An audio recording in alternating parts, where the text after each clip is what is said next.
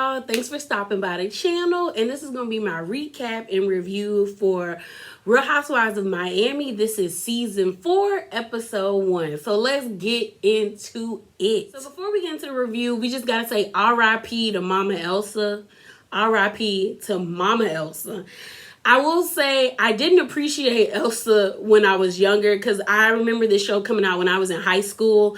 So she was not my cup of tea. But as I've, me being the age I am now and then rewatching the season 1 and season 2 before watching season 4, I have a really wonderful appreciation for the messy, spiritual, priestess that is Mama Elsa. If you watch season 1, you can actually hear her narrating the intro into this new season of season 4. So I was just like, it's sad that she's gone because she was really a special element of Miami, because Elsa had been there. Miss Elsa, Mama Elsa legit was there when Miami was just a beach town. Marisol was born and raised in Miami, and her mama knew everybody, all the people that you needed to know. Mama Elsa knew them.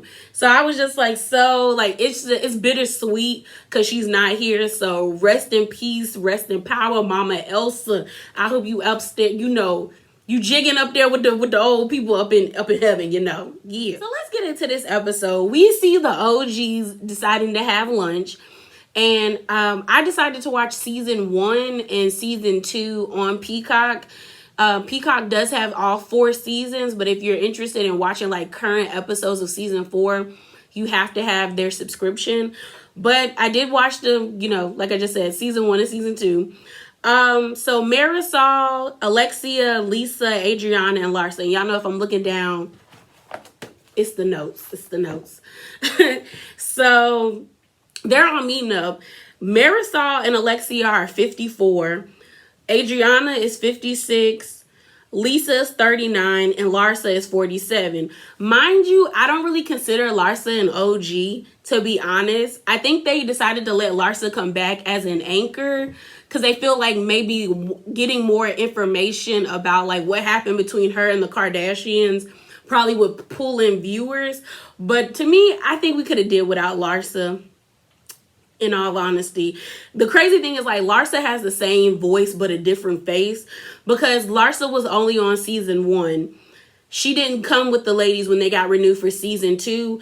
Marisol, Alexia, and Adriana were on season 1, and Lisa came in season 2. But all 4 of them were able to make it to season 3 before the show got canceled. But, they're meeting up. They're trying to get drinks and stuff. I thought it was funny that Adriana was Larsa, the Kardashians kicked Larsa out, and now she's trying to come back to Miami to make all her old friends, which I agree. Adriana can be borderline disrespectful with her comments, but after watching season 1 and season 2, Adriana just say what needs to be said sometimes. That's just how her personality is. But they give us an update on all the women. So Marisol got married, which I'm extremely happy for her because she wanted to get married. In season 1, she got engaged to a French immigrant named Philippe. He was cute, though. Philippe was cute. But they ended up, they are only married for a year, and then they got a divorce, or they were separated in season 2. And then in season 3, the divorce was final. We found out Adriana and Frederick got a divorce. And if you didn't know, Adriana has had a tumultuous past when it comes to marriage. So her first husband, so Adriana is Brazilian. The first guy she was with, he had left her. He had went to Brazil and I guess had told her he was checking up on his family. She got worried because she got a phone call during Hurricane Katrina, and she thought something had happened in Brazil to her family. So she sees the phone number. She's thinking that it's her husband or her mom. And she opens, she answers the phone, and it's some girl asking her, is she so-and-so's daughter? Is she her husband's daughter? And she's like, no, that's my husband. And the girl on the phone is like, no, he's my husband. And Adriana's like, what you talking about? So it turns out that her husband got a 17-year-old prostitute pregnant in Brazil and decided to marry the prostitute and stay in Brazil with her and raise that family. So Adriana and her son that was with him, that she had with him, were stuck in America, and he just ends up divorcing Adriana. So she had like a contentious relationship when it came to marriage, but Frederick wanted to marry her like in 2011 during season 1, and she wasn't with it. But they got married in 2013 in season 3, because I remember that picture of her on the boat and them like sailing away, because he was trying to get her to live on a pirate ship, and she wasn't really with it, but she was trying to fake it so hard. But they ended up getting a divorce. She's still an art gallery owner and like, I guess, dealer. Then we see Alexia is engaged as well to a guy named Todd, and they're supposed to be getting married. They've been together for 5 years. And then Larsa is getting a divorce from Scottie Pippen. So I'm going to try my best to be nice to Larsa in the sense of being fair. I don't like Larsa in general, mainly because of the way she acted towards Jordan Woods with the whole Tristan thing. And I just felt like at the time, Jordan was around the same age as Larsa's kids. And I'm like, as a mom, not even as a mom, as an adult, as you being in your 40s, why are you getting off or why do you feel validated in cyberbullying a girl who's already being cyberbullied by the world because she kissed Tristan Thompson after, like, who was with Chloe after the man left his first baby mama, who was in her 3rd trimester, to be with Chloe. Like, Chloe didn't think that was gonna happen already, and now the man that got another girl pregnant. So either way, Chloe looked like a dumbass. But I just didn't like how Larsa at her big age was on the internet bullying the girl, and she the same age as her kids. Like, that to me was mean, and that was evil to me, because the girl was already getting it on both ends from everybody around the world. So I thought that was wrong. But she's getting a divorce from Scottie, and like she's trying to find her new life or whatever. Then we see Alexia and Frankie. Frankie is her youngest son. He's 23. I was happy to see Frankie. Especially after like doing that whole binge of season 2 and his accident. I was hoping that he was doing well. They didn't really speak much about it. But Frankie, when he was like 13, I think he was 13 in season 2, he got into a car accident and he was in a coma, like a medically induced coma, for 3 months because his brain was swelling, and the doctors were working on lessening the swelling, but his brain swelled. So that means he had a slight brain damage. He had to learn how to walk all over again, and he had to learn how to speak again because of the sad situation. And it was hard for Alexia. I think it'd be hard for anybody or any parent that is used to their child being so independent and physically capable, and then an accident happened, and then they're no longer the same. But I was happy to see that he was doing better.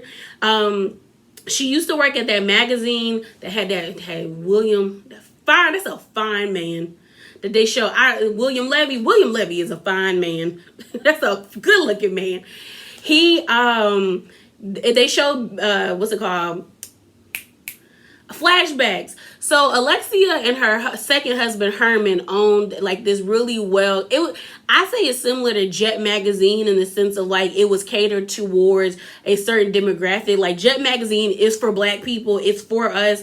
And the magazine that Alexia and her ex-husband Herman had was dedicated for the Spanish population and stuff like that.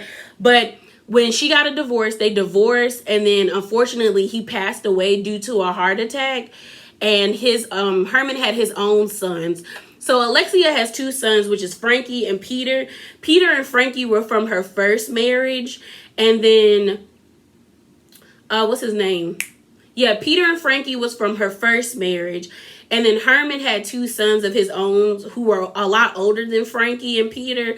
And they were also co-owners of the magazine. And I guess when he passed away, they chose to get rid of the magazine. They chose to like close the magazine. But Frankie and Alexia own like a beauty bar that does like nails and the face masks and stuff.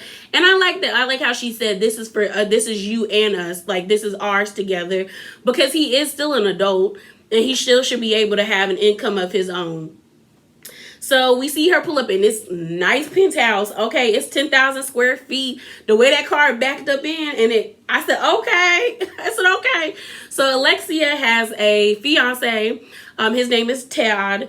He is from Staten Island. Todd has 2 younger daughters. Alexia is used to having boys, but this is her first time having girls. The girls, I think they said they were like 17 and 15 or whatever. Todd is not Cuban. She kept calling him a gringo, but I guess in their culture, like they were like, you gotta, like, you're used to marrying a Cuban man because Alexia is Cuban. But Alexia said her mom said if she would have married a gringo, she would have been married forever. So, but she seems to be extremely happy with Todd. Todd seems to make her happy. All the girls were saying like she's so happy when she's around him. So I'm happy for her. They met 5 years ago, and Todd is a commercial real estate agent. He must be doing really well because that penthouse is nice. So we do find out like a little bit of foreshadowing that there is mad beef with Todd and her oldest son, Peter. Peter's 29. Todd, they did say, is 5 years younger than her. So he's in his 40s because Alexia is 54. So 5 years, he'd be like, let me do the math, y'all. That's like 40, I think 48. Yeah, I think it would be 48. Either 48 or 40, like 48 or 47 or 40. Yeah, I think he's 48. So, but they got beef. That's all we see. And like Todd and Peter got beef. Then we go to Lisa and Lenny. Lisa and Lenny are still together. Although she does let us know he had an emotional affair. And that, like, that's bad. A lot of people will say they want you to have a physical affair instead of an emotional affair. But he had an emotional affair. But they do have 2 kids. Season 2, that was a big deal for Lisa and Lenny. Like, they wanted kids, but Lisa had 3 miscarriages. And they were struggling. And she wanted to keep trying, but he was tired of trying. And she felt like he wasn't taking consideration of like her body and her needs. And it was like season 2, he was trying to be there for her, but he still was disappointed. And in season 3, he just wanted to stop because he was like, we keep trying and we keep failing, so what's the point? And the issue was not that Lisa couldn't get pregnant. She would get pregnant and then unfortunately she couldn't carry the baby to full term. But I was excited and I was happy for her that they have a boy and a girl. I wish she would have left her face alone. Because she already looked like plastic in season 2. And now she looks even more. But I do like Lisa. Like, out of all the girls, Lisa is one of, like, I like her the most. Because I really gravitated to her in season 2. Because she was just so upfront and honest. And she wasn't trying to, like, fake it. Her man got money. They live in, I forgot the name of the island. But it's known to be, like, a subdivision that all the people want to be in. But Lenny is a famous plastic surgeon. He's known for his boobs. We end up finding out that he did Andrea's boobs at Larsa's pool party, which is supposed to be like the first group event for all the ladies. And, Lisa living her best life in her house. That house is 20,000 square feet. She got 9 bedrooms. The house is nice. And she seems really happy. I will say her interactions with Lenny are cringeworthy because it feels like they're trying to force this whole, like, we're happy, we're in a better place. Or, like, I feel like Lisa feels if she keeps saying that we're in a better place and we're happy, then eventually it'll be that. But honestly, I don't think she trusts him as much as she should. And I mean, she got good reason. He cheated on her. He had an emotional affair. And she said she'll never know if he really did sleep with the girl. Because she was like, I had all his passwords and I looked and there was no evidence of like physical interaction. But he definitely had an emotional affair. She did say that they separated. And I guess he didn't take it seriously until she was like filing paperwork. And then he ended up coming back and like groveling at her feet to take him back. So she took him back. Then we meet one of the newest cast members, which is Gertie. She is Haitian. She is Alexia's, wedding planner. Gertie is known for luxury events, and they showed him. I said, come on, Gertie. Gertie is luxury. Gertie is good. Although her personality in in the confessionals is cringe. She doing too much, but I'm gonna give her props because the pictures and her worth ethic, I'm like, come on, Gertie. But she was born in Haiti, then her family moved to Paris, and then she came to the US. The photo shoot for like what she was doing for the property to showcase so people could have their weddings there, I thought was a great idea, and the pictures look good. So the next thing is Larsa's pool party.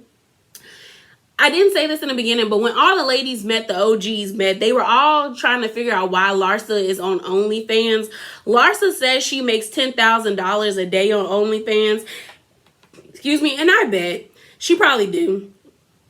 I hate her body. I know I shouldn't say that, but I hate that lady's body. I hate when, and this is what I said, because I don't want to be like body shaming someone. Because I am like, you know, if you're going to get surgery, I don't look down on anybody that gets surgery. Because I'm like, if you got the money and you can do it safely, by all means, you know, get some sucked, get some put in, do what you do. But I just hate y'all getting these booties that are not real. Like, okay, so I follow this one page. I can't remember the name of it, but like they broke down how people there's so many definitions of what like a BBL is that I don't understand why you would get such a ginormous behind when your body is not that big.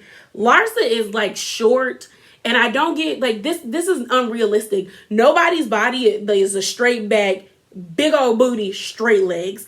It's normally straight back, you know, a little booty, legs. Your thighs are supposed to match your booty. Her thighs don't match her butt. A lot of y'all out here be looking like centaurs. Like on some real, like I'm not even trying to be funny. Y'all be looking like centaurs and ants with them booties on your body. Like just carrying around that dookie booty wagon. I can't. But Larsa is throwing a pool party. She trying to reclaim her, you know, her Kim Kardashian-esque, you know, theme party. So she's up. She says she kind of feels weird being in the house because the house was built for Scotty, for her, Scotty, and the kids, but they're not there. She's trying to distance herself from being Larsa Pippen, Scottie Pippen's wife, and then Kim Kardashian's friend.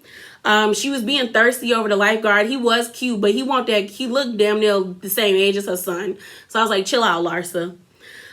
We end up meeting Dr. Nicole, who's also a cast member. She's an anesthesiologist, and she has a 2-year-old son, and she kept bringing up the fact that she don't want to get married, which I'm like, do you not want to get married, or are you saying that you don't want to get married to convince yourself that you don't want to get married? Because I feel like her constantly saying, like, we don't need to get married, and that, you know, like, getting married makes, like, turns the, like, you know, causes weddings or causes issues and turns a relationship into trash. I'm like, does it? Or you just, like, the person you with just don't want to marry you? And because I feel like if she was comfortable with not being married, she wouldn't constantly say it. That's my only thing. But honestly, I'm going to do a rundown of the outfits. Marisol looked a mess. She looked like a grandma in that white outfit. Alexia looked good, but Alexia always looks good. Like she the Cuban Barbie, like she said in season 1. Gertie looked cute. Julia looked really motherly, but we end up meeting Julia, who's a friend of Adriana. Julia is a Russian immigrant.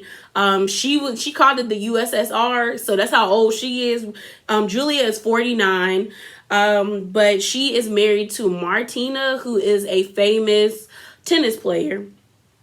Then we had Adriana. Adriana looked okay.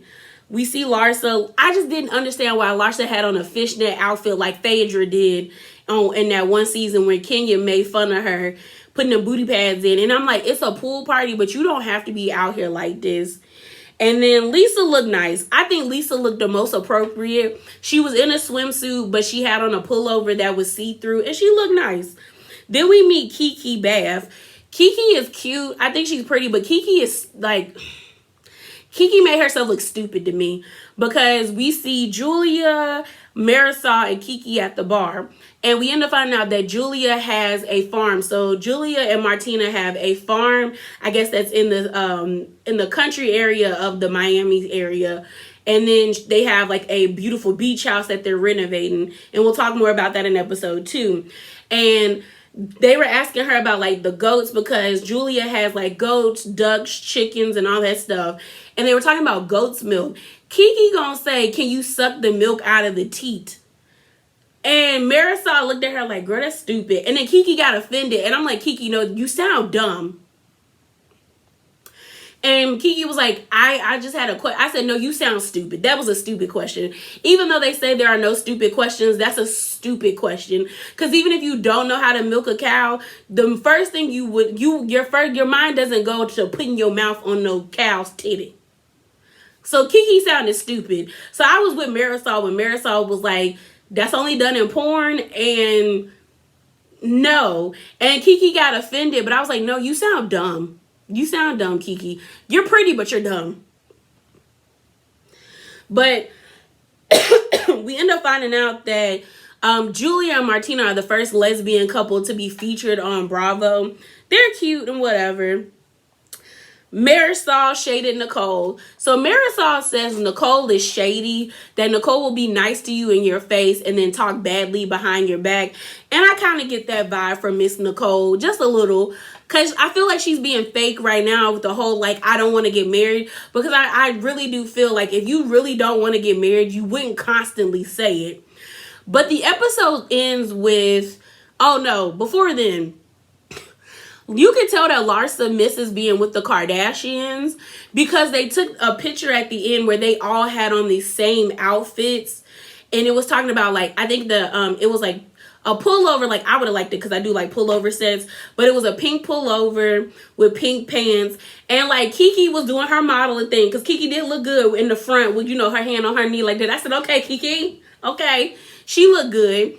But, like, everyone was like, this is very, like, kiddie-ish. And mind you, their ages, like, most of their ages are varying. Because you have Marisol, Alexia are 54.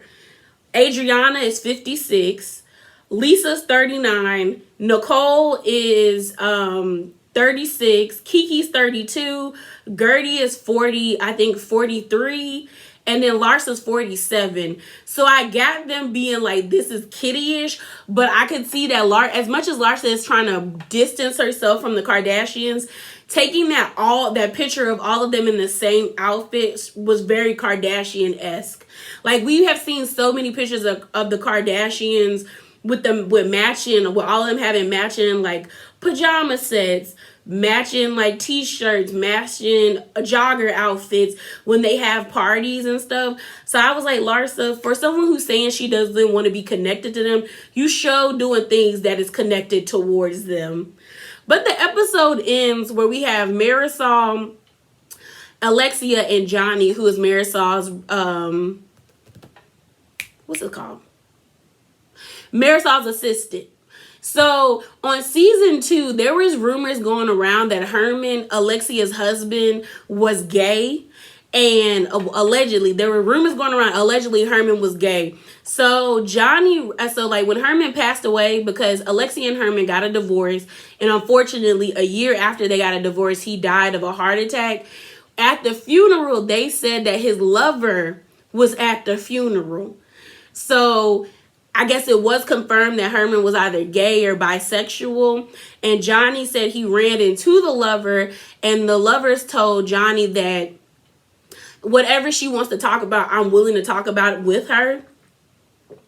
So they were trying to figure out if she was gonna, like, Johnny was like, he gave me his number, so if you want to talk to him and talk about Herman and get some things squared away, we can talk about it. So she was trying to figure out at the end of this episode whether or not to text him. They did end up texting him, and they're waiting to see if they get a response from Herman's lover. So that was the end of episode 1. I'm about to get ready to film episode 2.